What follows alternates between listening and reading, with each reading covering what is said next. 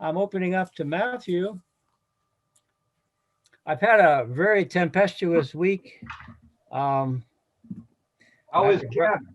Well, Ken is in the hospital pretty serious. He's fragile, but I took him home on Tuesday afternoon, and then I flew out Wednesday afternoon after taking him for a long distance medical appointment. And so I haven't heard from him, but indirectly, my brother has been my other brother has been in touch with him. So, yeah, he's fragile. Yeah. And then on Friday morning, which was just a few hours after I got home, we flew to North Carolina, or we attempted to fly to North Carolina. And when we finally did get there, we were too late for the occasion, but we did attempt it, and that counts. And then we attempted to fly back. And when we got here many hours later, I figured I could have driven both ways and been about the same amount of time. Probably. Yeah. Well, this time of the year. By the way, did you ever hear about an airplane that can't take off because it's parked and one behind it has a flat tire? Yeah. That takes a while to get a crew out there to change a flat tire on an airplane so you can get away. Yeah. Not the one I was on, by the way, just the one behind the one. I seen one fall off an airplane I was riding on. Well, that was a new one on me. Yeah, new one. I guess they do get flat, but I don't want mine to go flat while it's landing. No. We've gotten to where we like to watch air disasters. I would say you have a strange sense of humor, or else. Oh yeah. Janet says air disasters. She's not sure whether to stop watching them or just stop flying. Well, I thought maybe you meant that one where that lady slugged the air attendant and the flight attendant knocked her 2 front teeth out. That was an air disaster. Well, Dale, I can beat you. My wife enjoys watching guys clean out culverts in the street. Well, I have to tell you something about that. Depends what country it is in. Massachusetts. Jerry, welcome for the second time this week. If it's India, it's a very difficult process. We're hand labor of cleaning out sewers in India. Oh yeah. I teach Hinduism, and that's one of the realities of the caste system in India. Wow. Yeah, the Dalits are down there in the ditch while they're all in the holes. Yeah. So have you all been reading Matthew 5, 6, and 7? Just curious. Yes. Yeah. Somebody wrote to me and said I had a cherubic smile, so I'm going to try it out on you. A cherubic smile. Ernie. One of the best compliments I ever got, though, Dale, I have to tell you, I'd been teaching for 20 years online as well as on campus, and I used to teach nurses who were trying to get their BS degree. And one lady wrote and said, the other night I got my boy to bed, little child to bed, and it got quiet, and I sat down and I had your video on. This was back when it was tape. She said, I heard a noise behind me. What are you doing back there? I said to my son as I turned around. Well, I want to see Mr. Rogers too. Mr. Rogers? I thought I'd arrived. I had arrived. Hey, Jolie. I saw you. Hi. Hi. That's Buzz's beautiful daughter. All right. Bye-bye. She's heading up to Ohio tomorrow. Well, shall we start? Sure, go ahead. I think Bobby will be on, but okay. George and Linda and Dan, and Marcia's around the corner. Is she? Where she can see or not? No. She's not here at the moment, but she did listen to the last one that we were here. She's not here at the moment. She's gone. And Sherry Chamberlain, good to see a picture of you. It's kind of frozen. And then Janet, wherever you are, you're hiding behind those 5 letters. And Buzz, yep. She's shy. And Mary Lou and iPad. Who is iPad? Which one of you is iPad? One's Mary Lou and the other's iPad, it says. I don't think that's right. I don't think Siri named Charles. Charles, okay. All right. Siri. All right. Okay. So we're going to take a look, but we're going to see where we've gone and probably see how much you remember. So You want hosting? I don't mind if you have it. I don't have a PowerPoint, and I'm sorry about that. Okay. Well, if you think of anything you want to show, Sure. hosting. So first of all, we ought to pray and pray for things we're grateful for. Man. I just came back from Northern Carolina, where I never saw so many flags of the American nation. And I just had to remember a few years back, you couldn't fly those flags in that territory. It was the wrong kind. But it's nice. People can grow and change, and that's us too. So we're studying with the idea that maybe we can learn something even at our young age, where we're that's working on it. So I'd like to pray, and maybe you have some things you want to do, Dale, but we'll get started. It's all you. Lord, we're still here. You've seen fit to get us up in the morning, and that means you still have things for us to do. So we pray that by us looking today at an old story, an old message that you yourself gave, that we will maybe understand more clearly why we're here and how we should live our lives and what makes you happy. In your name, amen. Amen. Okay, now I'll start by being quiet and just asking a question.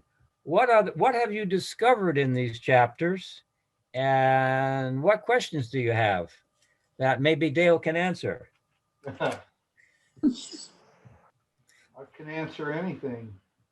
Not So necessarily. thinking about Matthew 5, 6, and 7, starts with the Beatitudes, then has a nice section on salt and light identity.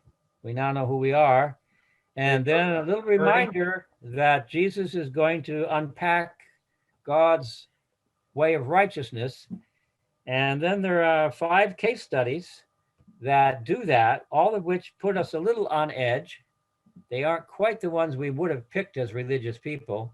And then in the next chapter, he lays out, as we'll look at least 3 ways that we would have been more comfortable if he picked those. But he said, no, those are off the table. Now you're supposed to do them, but not for public display. And then he moves into some material about people who are getting anxious and worried. And that's a good one for us. Seems to say that worry is above our pay grade. We're not to do that. Besides, he gives 12 reasons why it doesn't work, doesn't help. And then he moves on into other matters, some of which have to do with prayer. And some of those promises seem a little extravagant when you read them.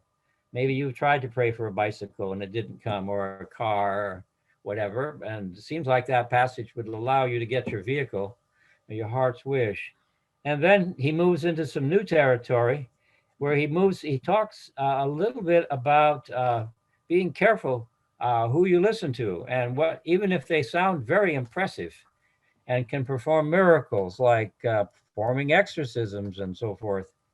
So if I could put it roughly speaking, the first part of the Sermon on the Mount after the Beatitudes gives us an identity, a mission.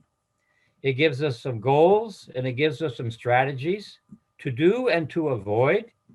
It encourages us to be daring, to risk, to make the first move as persons who understand that love is not a passive verb. Loving your enemies does not mean just wishing bad things about them. And then the second part of that chapter of the Sermon on the Mount kind of lays out the security system. I was sitting on the airplane next to an ex-Marine who served when he was 18 to 20 in Vietnam and got wounded twice. And the second time he got wounded, he said, this guy was from Nebraska, which that's the heartland, isn't it? Yep. And the second time he got wounded, someone came over and picked him up and carried him back. And he said, no, put me down. But this little man, I would say he's probably about 5'7". He was a pretty tough Marine. But the guy that picked him up was a big black man, also a fellow Marine. And he said to me, his color didn't make a whole lot of difference when he was carrying me. I sure was glad. He said, but the thing that was interesting was that he knew that as a Marine, he wasn't going to be left out there. And I think if we can think about the Marines And the fact that they make sure the motto, always faithful, semper fi, and then the idea the Marines pick up their own. You got a little bit of idea how Jesus proposed that we should operate and how he would operate. And then the Sermon on the Mount ends with certain warnings. We tend to be dazzled by money, by talent, by miracles, and by piety. And Jesus says, no, no, no, no. Don't jump on anybody else's bandwagon until you see the fruits. You can wait a little while. You can watch. It's okay. It's not faithless if you just say, well, let me see how you behave and act. And then at the very end, he says, there are going to be two groups, those that hear and don't do, and those who hear and do. We've already run into a little bit of what appears to be legalism way back in the first chapter when he said, chapter 5, when Jesus said, let your light so shine before others that they may see your good deeds. Wow. Apparently we are up to something, aren't we? And so there are certain kind of deeds that are in there. One of those deeds is paying attention to the commander's instructions. And the commander is writing these the commander is speaking in these chapters.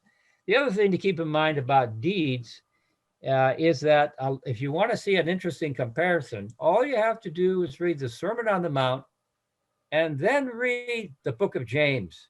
And it will hit you on the side of your head that these two must have talked to each other. That is to say that what Matthew wrote down, even about the light, even about that, shows up in that book of James. Who went on to say, as you know, faith without works is dead. So we avoid legalism, but you and I don't belong to anything. We're not persuaded to join any movement where it doesn't improve the lives of the people who are already there. If it isn't doing any good for them, we don't want it. And if they're not doing any good for others, we wonder why they're in it. So with that kind of racing horse overview back and forth a couple of times, I'm not going to be quiet because by now you've had enough time to pose your questions and think about them. So what are the questions that popped up if you've had a chance to pop up any questions? In every class, there's somebody who's got, but wait a minute. And I'm waiting for that, but wait a minute question.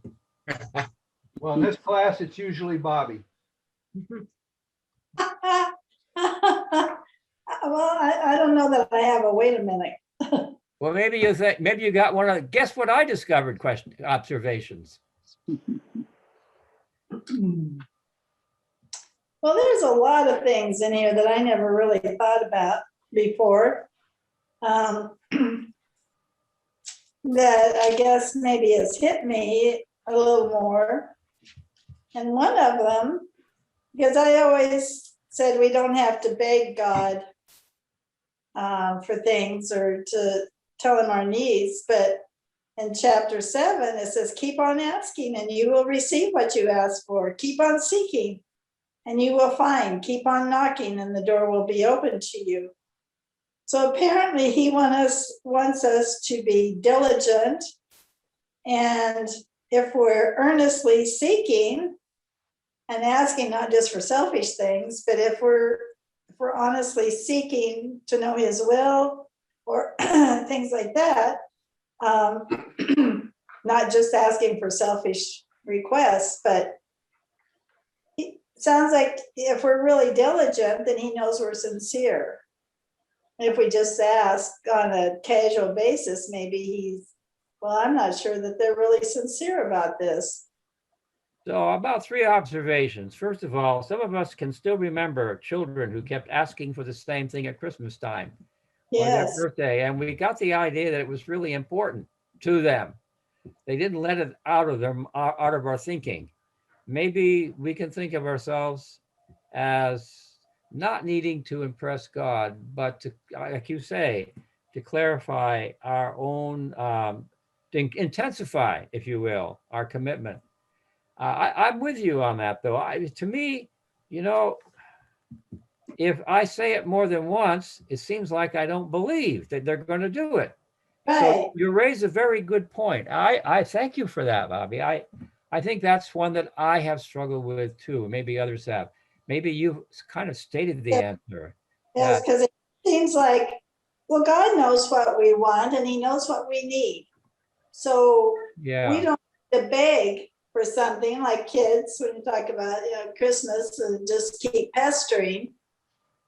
But it just dawned on me as I was reading this that it's not pestering that he's concerned about. He's concerned that we, from the heart, are diligently seeking to know his will, or even sometimes, yes, we are asking for something that's important to us, not necessarily an item, but something that maybe we would like to have happen. But if we really are diligently asking, keeping in mind that he will give us what is in our best interest, I think it puts a whole different spin on it.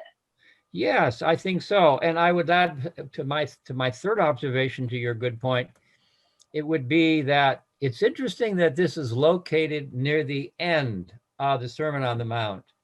And if you go back and read it, you can see the things you're supposed to ask for. You got the Yes. Lord's Prayer. You've got the praying, especially remember to pray for your enemies. That's one of them. Keep on praying.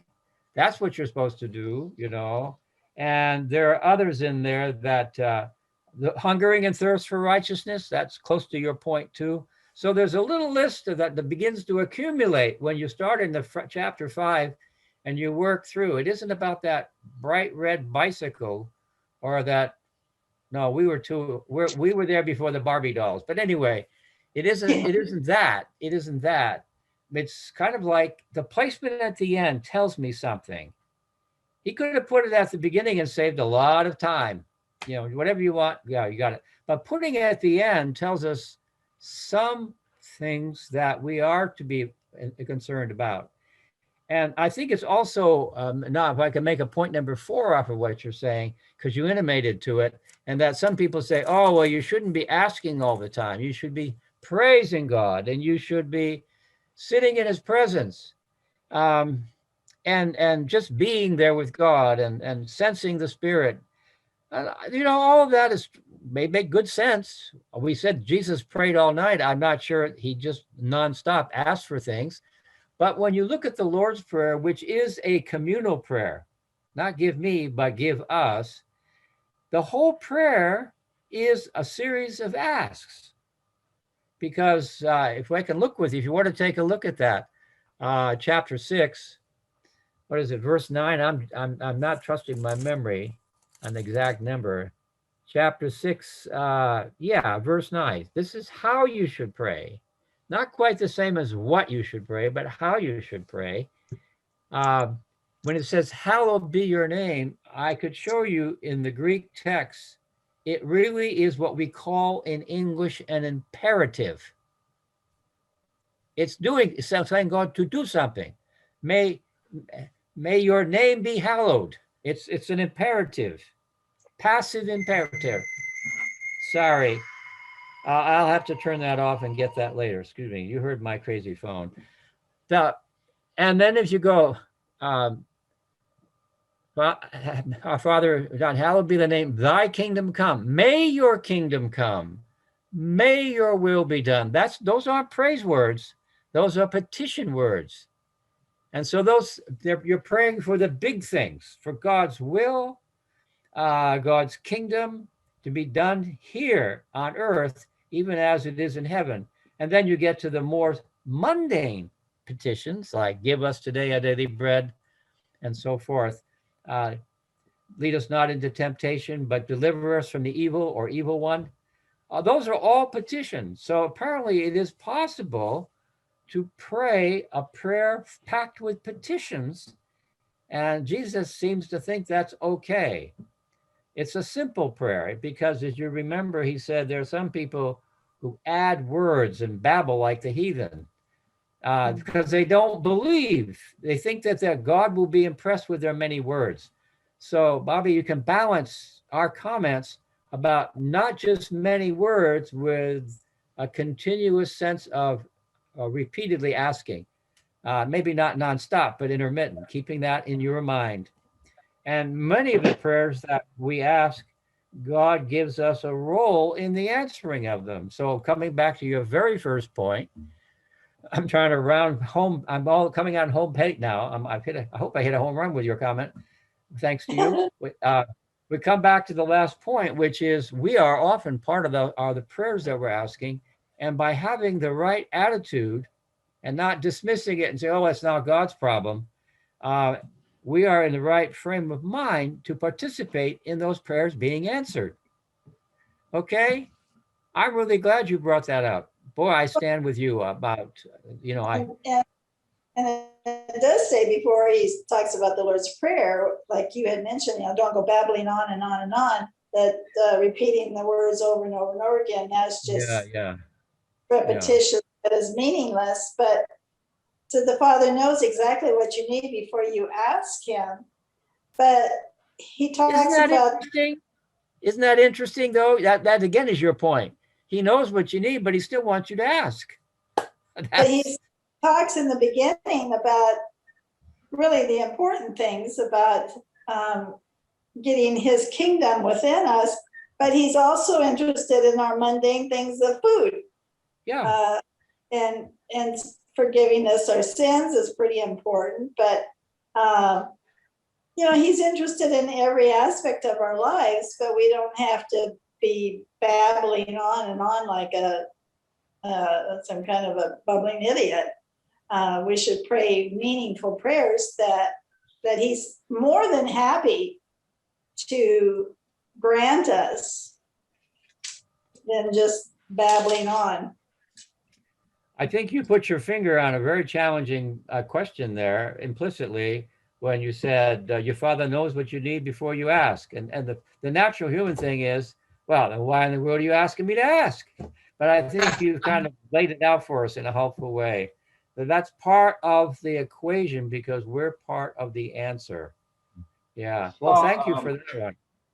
I saw an interesting brief statement on Facebook. It says, I heard your prayers, now trust my timing. Yeah. But Bobby's point is keep praying until it happens. Yes. Right. Don't give up. I guess the lack of faith would be the giving up, rather than saying, oh, well, I don't have, and I'm of the mind with you. I hate to ask for the same thing over and over again because it begins to feel to me as a human that, you don't believe me. That's why you keep asking. Well, no, it's not that at all. I'm really following orders when I'm asked to keep on asking. That's the command. Keep on asking. And keep on expecting and hoping. Yeah, very good. Yeah. Other comments on other parts of the Sermon on the Mount. By the way, go ahead. Give you an example. And we're getting ready to go to Collegedale this weekend and to see my 94-year-old sister who's not doing well. And I have to have proof that I've had the COVID vaccine, unfortunately, in order to see her. Well, so as I was getting my papers and everything together, I went to get it out of my wallet and it was nowhere to be found.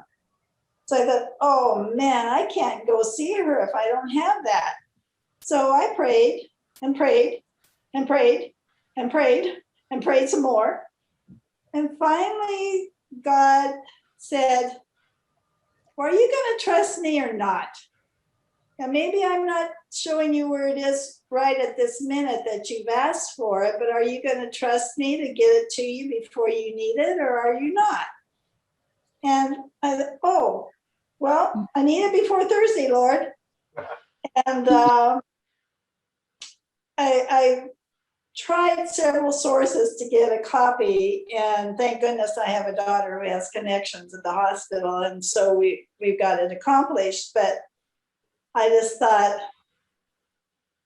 well, he doesn't say that he's going to grant us our prayers immediately. And sometimes he tests us to see, are we really going to trust him or are we not? And so that sort of hit home. Yes. But it may not be answered right away, but am I going to trust him or not? Sort of all boils down to that simple, are you or are you not? Well, now I have to admit that I give the Lord a lot of opportunities these days when I'm losing things at my rate. I'm I glad I'm not the only one. I have thought if I could remember to do it, I could conduct a scientific experiment. If I just could keep my stopwatch with me, plot each day how many minutes that day I spent looking for things before I found them, and I think the graph would tend to move up. You know, I think it does. Let it alone. I don't know about you. How many I times? think am another- a whole lot more It's careful. frustrating. I'm I like to say- trying to be more careful about. I think another interesting thing in here in the Lord's Prayer, it says, as we pray, your will be done. I'm just thinking about myself, I always kind of thought I'd like you said, a red something. I always thought I'd like a nice red Corvette. But, I don't think it's probably God's will that I have one, because if I had one, I'd probably wrap myself around a tree with it. So, and there's times that I prayed for things, like a certain, I wanted a certain job, but I didn't get that job, but I got a different job. But looking back in hindsight, the Yes. job that God got me was a better deal than the one I wanted. Yeah, but think of all those people you could have witnessed to in a red Corvette. Yeah, all the cops that I paid tickets on. Pulling out. Yeah. Okay, that's a good Well, point. I like to say, Go ahead, sir. yeah, I like to say that when we pray, God wants that you develop more faith, more belief, and that by you praying, you develop your belief and what you asking God that you will receive. Ellen White says something about the persistent asking brings us up to God's expectations rather than our own expectations. So it's a beginning of a developmental process for us to become who we really should be. Yeah. Well, I have to admit that when I first asked her if she would consider a longer term relationship and an occasional Saturday night date, I got no. And it happened I got several no's. But, I was persistent, and I think it was convincing. It showed that I might stick around after she said yes and after we got married. I guess that's what it would, it's so on a human sphere, we recognize that actually in some cultures, some of you probably know, in some cultures, it's inappropriate to just ask once. You have to ask more than once before, you're just being polite if you ask once. Right. Mhm. Isn't it the hardest part of your Christian walk is between the prayers that God answers and the prayers that you're making for him now? The hardest part is that drought in between there. Well, George, you had a good point. It also helps to have some hindsight, to look back as, Right. Was it Buzz that mentioned that? Yeah, that hindsight says, I can't be sure that if my prayer was answered, it would have been a disaster, but it was certainly worked out some other way, in a way that I hadn't thought of. And this turns out to be, been a real blessing. I can say that. I can say that too. So prayer is a big part of the Christian life. And it's admittedly one of the more challenging things that people like myself, who are always on the go and thinking about things, have a hard time spending much time in prayer. So I try to start and end the day with prayer. I admire those people who can pray for a long time. What happens is my mind gets distracted and I start writing things down that I'm supposed to do. Oh yes, but yeah. So we've looked at the one on asking, and by the way, that wonderful thing. There's some realism in the prayer where Jesus says, "If you being evil," that's what the Greek word says, "know how to give good gifts to your children." Wait a minute. I thought we were pretty good. There is a basic. There's a couple of basic divisions that Christianity has with some other religions. And one of them is that we are not that good by ourselves. We have a nature that tends to swim. To do the right thing is to swim upstream. We tend to, I thought about this week. I know full well that the people who are working in that hotel room where we stayed after we got after we got placed in an airport at 2 o'clock in the morning and found a hotel, sleep a few hours. I knew that lady or gentleman that came the next day had a whole lot of work to do, extra work in that room. And it was really so nice. So my thinking, do I give her $1? Do I give her $2? Do I give her $5? Do I give her $10? I'm in this nice room with my wife, and she'll be up here tomorrow trying to pull these sheets off and everything.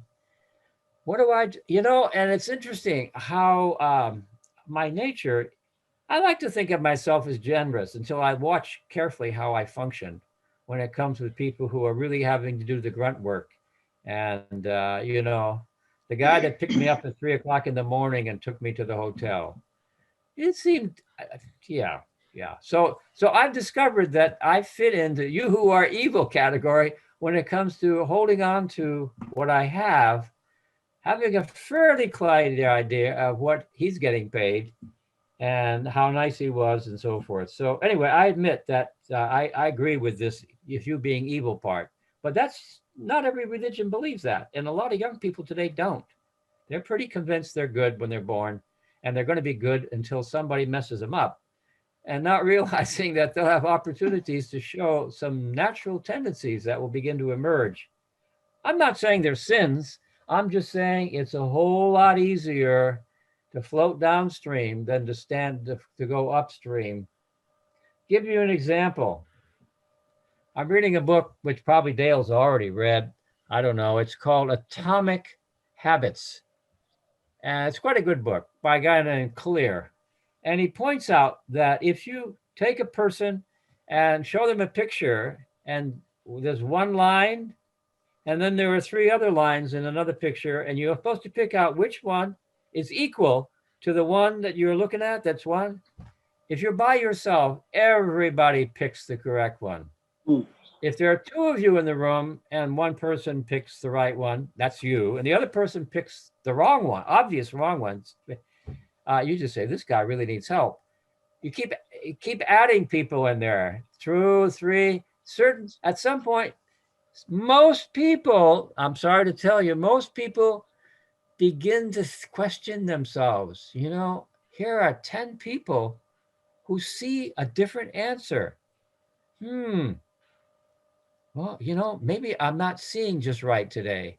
And by the time you get 30 people, virtually everybody will say, yeah, that's right. The wrong answer, suggesting that part of our sinful nature is this desire to fit in, even when we go against our own conscience and values.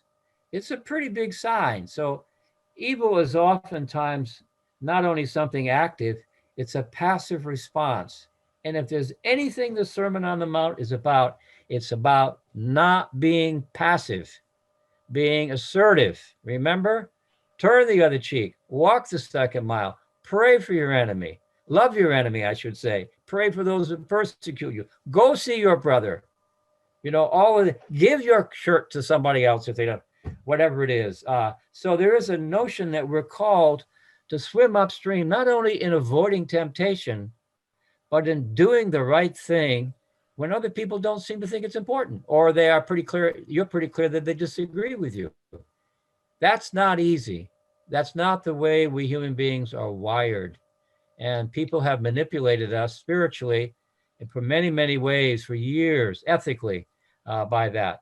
You knew that when you were 18, 17, and 16, how hard it was to go against the crowd. But even us older timers still have a little problem making sure that we're true to our conscience when other people seem to say, oh, it doesn't matter. So anyway, that was a free 10-minute diversion. But anyway, I think that's a powerful statement. If you being evil, wow, Really, Jesus? So I do have a sermon I preach from time to time, and I think I've already mentioned it to you. I'm not as nice as you think. I'm not as good as you thought. That's a good sermon to prepare. Dale, you can preach that sometime, and I live it every day, Ernie. okay. Any other observations before I burrow back into chapter 5 and 6? Yeah, I noticed in Matthew 5, it talks about retaliation. Yeah. And, you know, obviously retaliation is not something that a person who wants to act like Jesus does.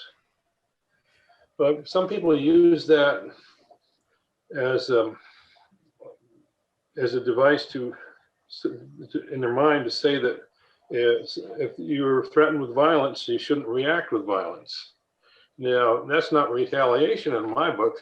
I should tell you what I did for a living. I worked at the jail, so I know criminals and all that. And I actually like the people I work with, even though they've done things. You know, there's things to like about them. But I would go every evening going to jail. I always had a handgun in my car because I'd drive several miles through bad sections, a couple of miles dark with no street lights. I don't want to hurt anybody. That's the last thing in the world I ever want to do. But at the same time, I realize bad things happen. They say, well, if you have enough faith in Jesus, bad things won't happen to you. Well, that is not true. That's just factually inaccurate. It's not true. You know, that's demonstrably not true. And that doesn't mean that God doesn't look after you and know everything that happens to you. But, you know, I should tell you one other thing. I had an aunt who was 19 years old, and she was murdered. And, you know, I've always thought of that since I was a young kid, and had her throat slit. So my thought is, and I argue this in my own mind, and I don't want to be leading anyone else astray on it. But what I think is, if someone is raping my wife, I'm not going to stand there and not do anything. There's going to be violence. I'm not retaliating. What I am doing is seeking justice. And that, to me, you know, I think people misread it. And I'm open to being convinced otherwise, but I can't see it. I can't see where it says we don't need policemen, or I can't react. Someone tries to come in my door to protect my family, I have to call the police. They'll do my dirty work for me. I mean, that doesn't make sense to me. Okay, you laid out some good thoughts. Let me just put a few things on the table to chew. Yeah. And you've got very helpful. First of all, the Sermon on the Mount doesn't directly talk about life-threatening situations. Right. It's a slap.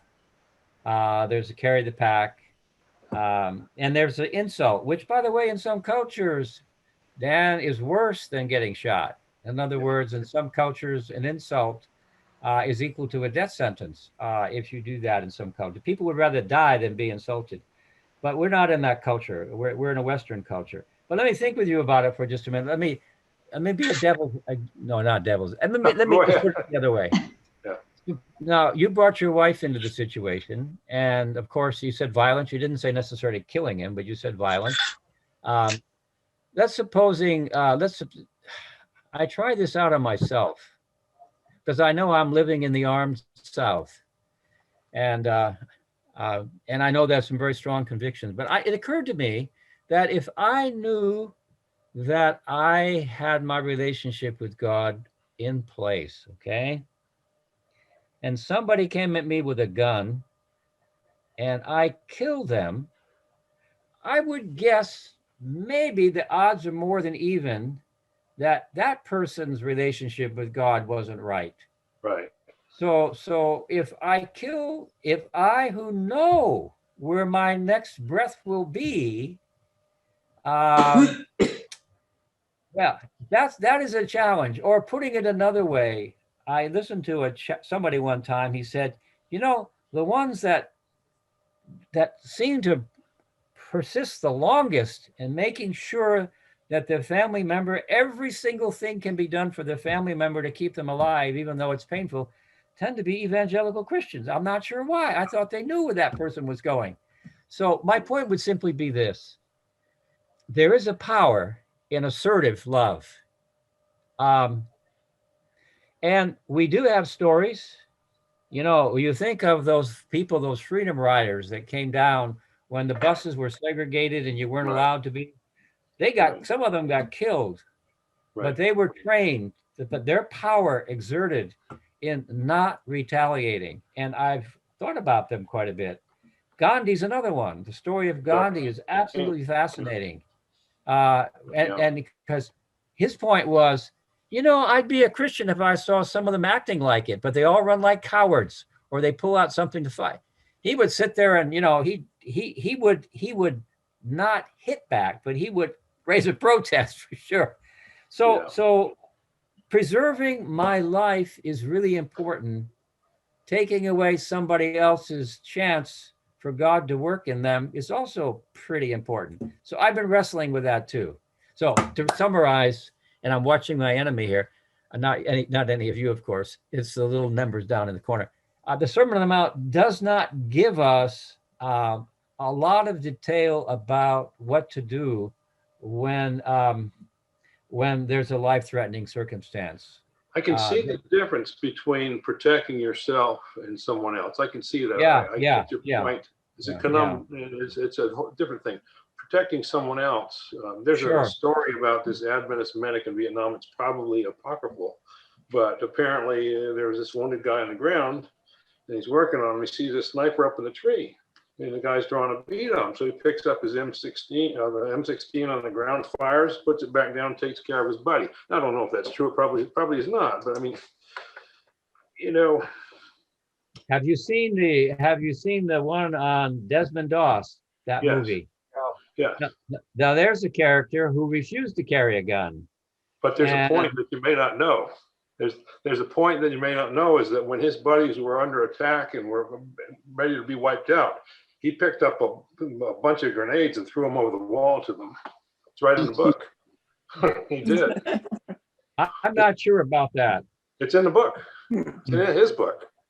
Okay. When the Herndon wrote, he actually picked them up and threw them over the wall because he didn't want his buddies wiped out. Which book did Desmond didn't write a book, did he? Or did No, he? this was a Boonton Herndon in 1967 published. I'll have to look at that. Thank you. It is. But and he didn't want to what kill was anybody, but he was doing it to save lives, not to kill people. He knew that either way, someone's going to get killed, but he did it to save life, to protect. I do also remember that when he tried to save Japanese lives, his soldier colleagues drew a gun on him. Yeah. And so, you know, there was so much hatred there and fear and understanding. Yeah. I should tell you one more thing about me. I'm a registered nurse. I'm not a nut that likes to go out and beat up people. I wasn't a corrections officer or anything like that. So my business is to care for people, not to destroy them. Sure. Yeah. Absolutely. Yeah. Absolutely. Yeah. Thank you for your So comment. I have a question. We know the disciples heard the Sermon on the Mount, but we know that Peter was armed with a sword and went to lop off. Well, he lopped off the ear of the high priest's servant, but probably meant to lop off the head. So he was protecting Jesus. And so it seems like Do you remember what Jesus said to him? Put up your those sword. who fight with the Sword sword away. die with the sword, right? Put it away, Peter. Yeah. Yeah. And Peter was a very protective person. And if we had some time, an opportunity to look at it, we would see that Peter put his own he was willing to die for Jesus if he could have a sword in his hand, because that was the manly thing to do. But when he stood in front of a fire and a little girl accused him of being something he was, you know, sometimes it's harder to be brave when it's not about, you know, pulling out the weapon. What was interesting, I have a whole collection of books on Holocaust rescuers, Jews, and it turns out that those little Polish girls could be just as brave, if not braver, than those soldiers when it came to living in the face of danger day in and day out, you know. So yeah, that's true. Jesus did. I'll give you one more thing to chew on. Just one more thing to chew on. Read the book of Revelation through and find a place, will you, where any one of God's people ever kills anyone, even in the battle against evil. It's stunning. It's kind of, wait a minute, there's a lot of blood in there, but they overcame him, they overcame the enemy by their testimony and by his blood, not theirs. So there is a tradition, a very strong tradition to that. There's a wonderful story about from the the Mennonites are persons who are what I would call aggressive pacifists, that is, aggressive peacemakers. And during the time of the Protestant Catholic debates, the Anabaptists were kind of like the third movement, and they got, because they believed that the only baptism that was valid was an adult baptism. It undercut a whole theology of all the Lutherans and all the Calvinists and all the Catholics who believed in infant baptism, because they were basically saying that baptism doesn't count for anything, the baby baptism. So they were severely persecuted, and they got called Anabaptists because when they would, if they grew up Anabaptists, now these are not Southern Baptists, those are a different group, but these are called the Anabaptists from Europe, not England. The opposition, the powers that be, would get them and say, you wanted to be baptized as an adult? And they would drown them. That was the standard way of dealing with Anabaptists, is to drown them. So there's a great story. If we were good Anabaptists, we would know this story.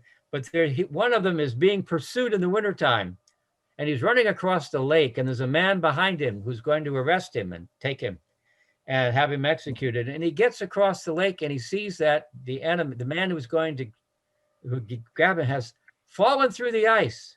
And he goes back and pulls that man out of the water, freezing water. And so he rescues him, whereupon the man arrests him, and he's tried and killed.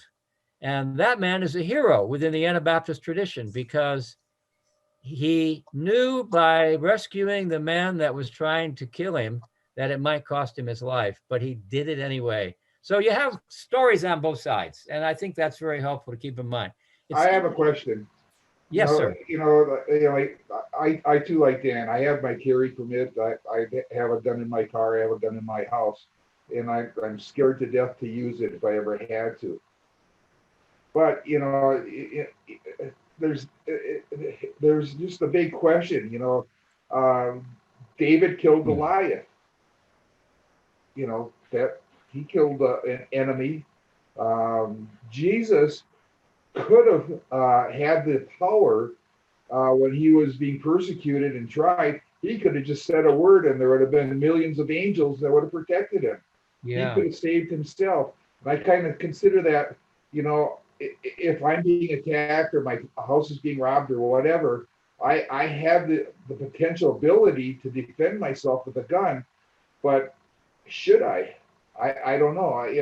That's my dilemma. Well, let me give you a crazy two-part answer. One is, I have a son who is a military person, usually has a weapon on him, Navy SEAL, ex-Navy SEAL, now in security, and he and I have interesting conversations.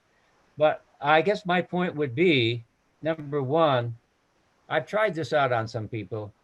If I have a gun and I show it, I better be prepared to use it without hesitation. To carry a gun and to point it to someone, I better prepare it. And that means also that I ought to keep my shooting practices up. So if you are serious about having a gun for protection, you need to be down at the gun range and making sure you're practicing so that those fears can be automatically overcome. And when you need to kill, you'll do it just like that. Because, we give policemen a hard time, some people do, but they have to act, and they act based on their training, which is when you see a danger like that, you have a split second maybe, or a second or two. Nothing might be more dangerous than having a gun and not using it and having someone take it from you. So since I'm only speaking, my son was here, he'd give you the other side, but we do agree on one thing. You have a gun, you bring it out, not to threaten, but to use. You don't wave a gun around and say, you bring it out to use. That's at least the police approach in terms of his security. And so anyway, I'm with you. I don't have one because I know I have a temper. I know that I can get in a very righteous mood. But you have a brother who carries one everywhere he goes. Of course I do. I know. And that's his choice. But so far, I'll hit 80 in 2 months, and so far it's worked out okay. I wonder if there's a principle here that at least we could probably agree on this, that we should never do it, any violence to anyone out of retribution or out of hate or anything like that. That's in dangerous territory when you go there. I know that I could not do it for those reasons. Yeah. But yeah, Well, I just leave you with the illustration that occurred to me, yeah, which is it's really a statement of faith, not just that I believe God will protect me, but that, yeah, you're not going to live it forever on this earth anyway. And No. you want to go, do you want to take away somebody else's, who obviously needs it? I mean, supposing he kills you and he gets caught and sent to jail, maybe he's got 30 years to make a peace with God that way. yeah. I understand what you're saying. So I'm not pushing that hard. I'm just No, saying. but I do understand it. And this is exactly what I thought about that you would probably say. And I knew about your son because my wife used to work with your wife at Fleece. But it's just I'm not so worried about myself, but I think to protect other people, Jill, I would have to protect other people. Sure. And you and I probably both agree that it's not a wrong thing for a policeman to carry a gun. No, I don't think I would agree with you on that. Yeah. But that's the case where the policeman is trying to keep the peace. And we know Romans, how you read Romans 13, the whole bit there. I couldn't carry one and follow military orders and fire on command. I couldn't do it. No. Yeah. Not for me. I don't judge other people, but I couldn't do it. Yeah.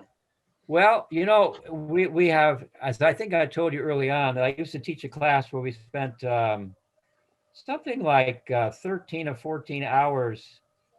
Actually, no, 26 hours thinking about the Sermon on the Mount, and we've focused in on one area.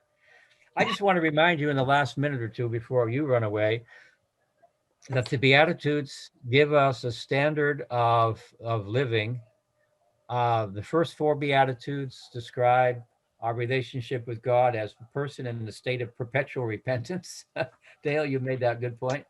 The last 4 describe how people who have a relationship with God of humility and dependence are safe to act in such a way as to be the light and be the salt that the world needs. And then those 5 case studies that we see in chapter 5, they always start, it's interesting, the very first case study about letting your light shine has to do with making sure that you're at peace with your brother and your brother with you. And again, I would make that point that there's no point in joining an organization, particularly a Christian organization, in which brothers and sisters are not at peace with one another. That's supposed to be the peaceable kingdom. And that's the first story Jesus tells. And I think I tried to say one more thing. Jesus said that to be angry is to be in trouble, real spiritual trouble. So if your brother has something against you, that doesn't mean you're mad. It means he is. So being a peacemaker is sometimes, again, in a parallel to what we talked about, Dan, a parallel. You look out for your brother when he's mad at you by making peace with him so that he's at right with God. That's kind of the way the 2 pieces go together. Therefore, if your brother is upset with you. And so as you keep looking, you'll notice that there are lifestyle challenges. And I think the challenge is to put on a pair of glasses where you can see clearly the kingdom values and to see the value in each one of those people who are hostile and to think of ways, how can I bring them into the family? What is it that drives them? Right. And we do say in healthcare that the difficult patients, and Dale knows about this too, the ones that are the most difficult to deal with are the ones that are in the most need of love and spiritual care. Often they're the ones that have been bruised and banged, and you meet them in prison too, a lot of them. Kids who have grown up and they've become hardened. We don't soften people by hitting them. No. We soften them by melting their hearts. Yeah. Yeah, generosity. We all have stories. So I got to anyway, see some of that. I did. yeah, yeah. But you got me thinking about self-defense. I think maybe I need to, think about that further. As far as self-defense, I could go in your direction on that. I think I could. Yeah. I sat on the plane with this Vietnam vet who I told you about, got carried. He's a hunter. He was hunting elk up in Colorado, and then he noticed he had a longer season. He liked to be out in the woods if he did bow hunting. So he's describing what it's like to be bow hunting and have two bears come up. I said, well, didn't you have a pistol with you at least? No, I just figured he was going to play by the rules. And he talked about one time he made a nice female elk sound, and a bunch of elks down there were listening. One of them came up the bank and all of a sudden disappeared. And all of a sudden, he looked around, and there, just 5 feet away from him, was this huge elk. And he had his arrow in the bow, and he was ready to draw it. And he said, he looked at me, and I looked at him, and I couldn't do it. I couldn't do it. It was too close. Somebody also, and I just read this week, made a proposal. The president has the opportunity to send the world into oblivion. You know that. It's not too hard to make a decision to unleash atomic warfare. So this fellow who was an ethicist said, to make sure that this works right, what we need to have is a president going everywhere with an aide who has a sword.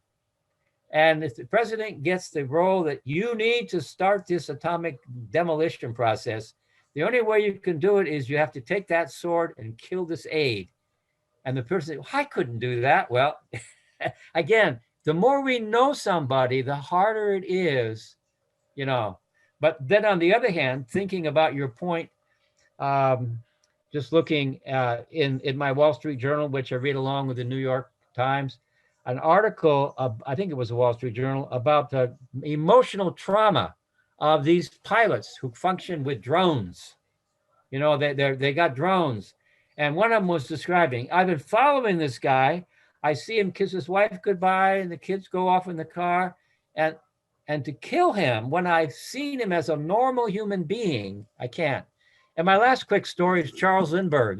Charles Lindbergh wanted to serve in the military after he had actually been pro-German beforehand.